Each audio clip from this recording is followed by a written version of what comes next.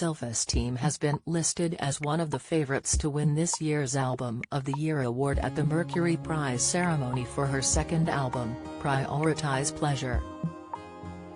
The album was released in October 2021, with singles including hits I Do This All the Time, How Can I Help You and a title track which was released to coincide with a UK tour.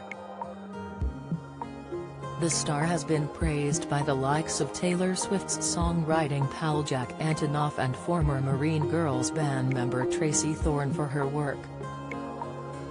But who is Self Esteem and how did she become successful? Who is Self Esteem?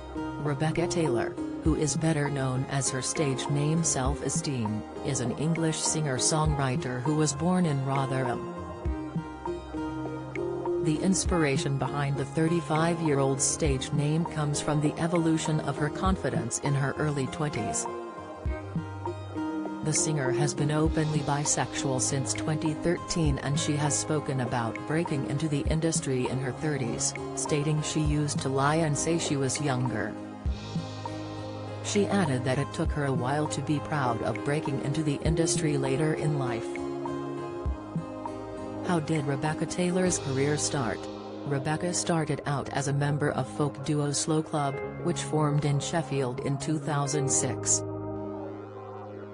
The band consisted of multi-instrumentalists Charles Watson and Rebecca, with Charles on the piano, Rebecca on the drums, and both performing guitars and vocals. Slow Club then split up in 2017, following an extensive tour to support their last album, stating that differing musical interests and Rebecca feeling unfulfilled led the band to split. Rebecca then went on to release her first solo single, Your Wife, in 2017, which was her first under her stage name of Self Esteem. Her debut album, Compliments Please, was released on March 1, 2019 by Fiction Records. Self Esteem then went on to complete a UK tour and played at festivals such as Glastonbury, British Summertime, and Latitude. Aside from her own music career, she has provided guest vocals for Strangle Havana, a song by the Moon Landings, and she has composed the soundtrack for West End production Prima Facie, which she digitally released earlier this year. What awards has Self Esteem won? Since the release of her first album, Self Esteem has gone on to release numerous singles and her most recent album Prioritize Pleasure while being nominated for a series of awards including 3 Enemy Awards, a Brit Award and now the Mercury Prize for Album of the Year. Her past award wins include the BBC Music Introducing Award for Artist of the Year and an Attitude Award. Her unusual Meadowhall-inspired Glastonbury outfit during this year's Glastonbury Festival, Self Esteem sported an outfit inspired by Sheffield's Meadowhall shopping centre and its distinct dome. She told her Instagram followers, "In 1990 they opened Meadowhall and baby Becky lost her tiny mind. Being on the video wall in the Oasis food court is still a major goal of mine. I don't know how to explain but the Americanized shopping mall has always excited me since. As a preteen it was one of the first places I was allowed to go to just with friends and I'd march around feeling like a real chic adult. I've been chasing that feeling ever since." The corset of the Meadowhall-inspired outfit was crafted by fashion designer Ollie Spragley, who told the BBC, "It was her concept and we brought it to life." Rebecca had been saying she really wanted to do something with Meadowhall, as it had always been a dream of hers to get on the big screens there. She also said she wanted to give a nod to Madonna and her Jean-Paul Gaultier corset with the conical bra, so, Taylor's stylist, Luke Day, came to me and said, "Do you think we could do something?"